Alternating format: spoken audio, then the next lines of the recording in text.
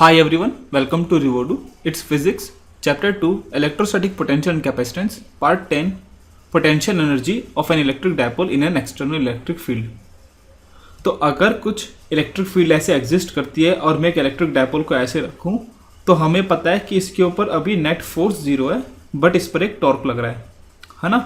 Torque लग रहा है मतलब ये घूमना चाहेगा। ठीक है, इसका मतलब क्या है कि ये एक अपनी स्टेबल पोजीशन में आना चाहता है। ओके, तो देखो अगर कोई चीज़ रखती एकदम से अपने स्टेबल पोजीशन में आना चाहती है या वो मूव करती है, मतलब एक तरह से हम बोल सकते हैं हाँ उसमें कुछ एक पोटेंशियल एनर्जी है। ठीक है, तो देखो ये पोटेंशियल एनर्जी कितनी है, ये इस एंगल पे थीटा पर डिपेंड करती है क्लियरली। ठीक है, तो चलिए इस पोटेंशियल एनर्जी को कैलकुलेट करते हैं। उसके लिए हम क्या करेंगे, जैसे हम चार्जेस के लिए करते थे कि हम चार्जेस को कुछ मूव कराते हैं और हम देखते हैं कि हमने कितना वर्क किया, वो बराबर होता है चेंज इन पोटेंशियल एनर्जी के। तो इसमें भी हम वैसा ही करेंगे। इसके अंदर हम इस डायपोल को थोड़े से एंगल से रोटेट कर देंगे। ठीक है, सपोज ये एंगल है डी थीटा, तो हम इस डायपोल को डी थीटा से रोटेट करेंगे। ठीक है, तो देखो इस डायपोल पर एक टॉर्क लग रहा है, उस टॉर्क की वैल्यू कितनी होती है, P क्रॉस E। ये हमने इलेक्ट्रोस्टैटिक्स ए के अंदर पढ़ा था, फर्स्ट चैप्टर के अंदर। ठीक है, तो अगर ये एंगल थीटा है तो मतलब P और E के अंदर एंगल कितना हुआ, थीटा हुआ, है ना, क्योंकि P इस डायरेक्शन में होता है, नेगेटिव टू पॉजिटिव। तो इसका मतलब मैं टॉर्क को लिख सकता हूँ पी ई साइन थीटा। तो देखो जब मैं इसे घुमाऊंगा तो मुझे इतना टॉर्क लगाना पड़ेगा, है ना। अगर इलेक्ट्रोस्टैटिक्स टॉर्क मतलब ऐसा आ रहा है, इलेक्ट्रिक फील्ड इस पर टॉर्क ऐसे लगा रही है क्लॉकवाइज, तो मुझे कैसे लगाना पड़ेगा, एंटी क्लॉकवाइज, मुझे एंटी क्लॉकवाइज लगाना पड़ेगा। ठीक है, तो ये डी थीटा घुमाने में मैंने कितना वर्क किया, dw is equals to torque into d theta या फिर p e sine theta d theta. ठीक है, तो सपोज मैं इसको ना ऐसे डी थीटा करते करते मैं इसको ना थीटा नॉट से किसी थीटा पर ले गया, किसी थीटा वन पर। ठीक है, तो मुझे टोटल वर्क करना पड़ा w P e sine theta d theta, और इंटीग्रेशन कर दें थीटा की लिमिट्स कहाँ से कहाँ तक, सपोज थीटा नॉट से हम थीटा वन तक ले गए। ठीक है, तो वर्क डन हमारा कितना हुआ, पी ई साइन थीटा का इंटीग्रेशन होता है माइनस कॉस थीटा। ठीक है, और थीटा की लिमिट है थीटा नॉट से लेकर थीटा वन तक, तो P e cos theta naught minus cos theta one. ठीक है, ये आएगा, है ना, ढंग से लिखते हैं। तो किसी एंगल थीटा नॉट से थीटा वन तक ले जाने में हमें वर्क करना पड़ा P e cos theta naught minus cos theta one. ठीक है, तो ये work done by external force है ना, इसे हम एक्सटर्नल लिख सकते हैं इधर। ओके, और हमें पता है work done by external force is equal to change in potential energy, है ना। तो देखो चेंज इन पोटेंशियल एनर्जी जब अभी तक हम निकाल रहे थे तो हम एक पॉइंट पे पोटेंशियल एनर्जी जीरो ले रहे थे। ठीक है, तो यहां पर हम पोटेंशियल एनर्जी किस पोजीशन पर जीरो लेंगे, तभी तो हम वहां पर पोटेंशियल निकाल सकते हैं ना किसी पॉइंट का। ठीक है, तो हम अभी थीटा नॉट को पाई बाई 2 लेते हैं और ये है हमारी वो पोजीशन जहां पर पोटेंशियल एनर्जी जीरो है। ठीक है, रेफरेंस पोजीशन, या फिर इधर बोले हम रेफरेंस पोजीशन। तो potential energy at any point is equals to minus p e cos theta one. ठीक है, तो किसी भी एंगल पर थीटा वन पर पोटेंशियल एनर्जी ऐसे होती है, या फिर मैं इसको ऐसे भी लिख सकता हूं, पोटेंशियल एनर्जी हो जाएगा माइनस पी डॉट ई। ठीक है, चलिए इसको ना दूसरे तरीके से करते हैं जो हमारा बेसिक तरीका था, और हम ये भी देखेंगे कि हमने ये थीटा नॉट को पाई बाई 2 या फिर रेफरेंस पोजीशन क्यों लिया। ठीक है, तो जो हमारा बेसिक्स था अभी तक जो हम यूज़ करते हुए आए थे पोटेंशियल एनर्जी और पोटेंशियल निकालने के लिए, वो यूज़ करते हैं। तो उसके अंदर हम क्या करेंगे, तो देखो एक एक्सटर्नल इलेक्ट्रिक फील्ड में हम माइनस क्यू लेकर आएंगे। ठीक है, तो हमें कुछ वर्क करना पड़ेगा इस इलेक्ट्रिक फील्ड को ओवरकम करने के लिए।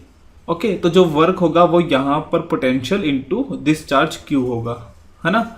और अगेन जब हम यहाँ पर Q रखेंगे तो हमें वर्क करना पड़ेगा कुछ, और वो वर्क किसके बराबर होगा, इस E की वजह से यहाँ पर जो पोटेंशियल है वो, प्लस इस माइनस Q की वजह से यहाँ पर जो पोटेंशियल है वो इंटू Q। अरे ये मैंने 2Q लिख रखा है, ये 2Q नहीं है, ये Q ही है बस।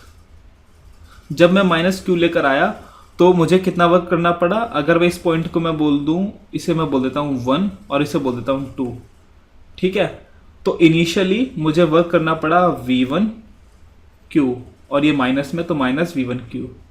फिर मुझे कितना वर्क करना पड़ा, जो यहाँ पर पोटेंशियल है E की वजह से, या फिर V2 इंटू Q, है ना, ये चार्ज Q है, प्लस इसकी वजह से जो यहाँ पोटेंशियल है वो है minus KQ/2A into this charge Q, है ना। तो टोटल वर्क मुझे इतना करना पड़ेगा, ठीक है।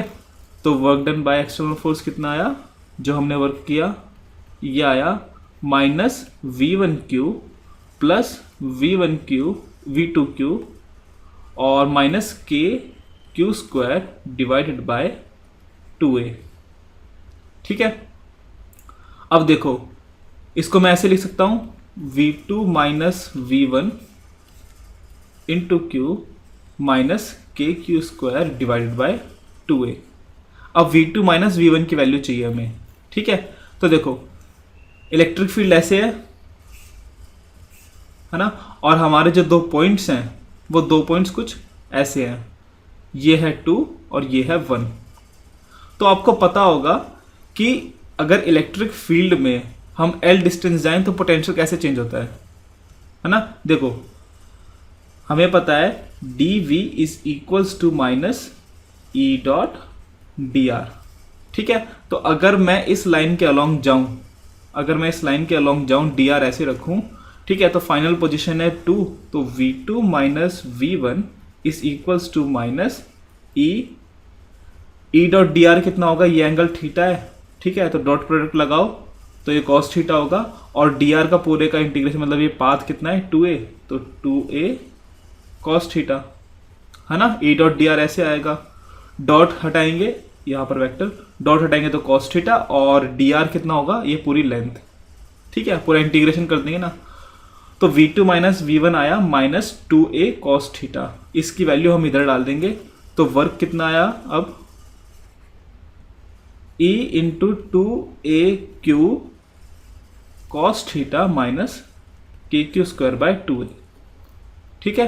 तो देखो इसको मैं लिख सकता हूँ, तो ये हो जाएगा माइनस E 2AQ की जगह मैं P लिख सकता हूँ, और ये कॉस थीटा माइनस KQ²/2A, ठीक है। तो देखो ये एक कांस्टेंट है ना, एक कांस्टेंट वैल्यू है ये, हम कितना भी थीटा पर घुमाएं ये हमेशा उतना ही रहेगा, ठीक है। तो work done by external force हम क्या लिख सकते हैं, ये माइनस EP कॉस थीटा, या फिर मैं इसे लिख सकता हूँ माइनस P डॉट E, है ना। तो जो हमारा इधर आया था रिजल्ट वही इधर आ गया, तो ये हो गया सिस्टम की पोटेंशियल एनर्जी, ठीक है। अच्छा, हम थीटा की 90 डिग्री एंगल को रेफरेंस पोजीशन क्यों ले रहे हैं, देखो अगर इलेक्ट्रिक फील्ड ऐसे है, ठीक है, तो जब मैं किसी चार्ज को इधर रखूंगा और फिर एक दूसरे के अपोजिट रखूंगा, ठीक है। अगर मैं यहाँ रखता हूँ Q और इधर रखता हूँ माइनस Q, तो देखो इस पॉइंट पे और इस पॉइंट पे पोटेंशियल सेम है ना, सेम ही लाइन में है। इक्वी पोटेंशियल सर्फेसिस हमने किया था कि इलेक्ट्रिक फील्ड के एकदम परपेंडिकुलर इक्वी पोटेंशियल लाइन से सर्फेसिस होती है, ठीक है, ये परपेंडिकुलर है। तो यहाँ पर पोटेंशियल सेम है, यहाँ पोटेंशियल सेम है, तो हमें कुछ वर्क करना पड़ेगा, ये वाला जो टर्म था, ये वाली टर्म, तो हमें ये वाला वर्क नहीं करना पड़ेगा, और ये जो उसका कांस्टेंट है वही रहेगा, ठीक है। इसलिए हम ये वाली पोजीशन को कौन सी पोजीशन लेते हैं, रेफरेंस पोजीशन। तो हमेशा potential energy of an dipole क्या होती है, P डॉट E और उसका नेगेटिव, ठीक है। Potential energy of a dipole,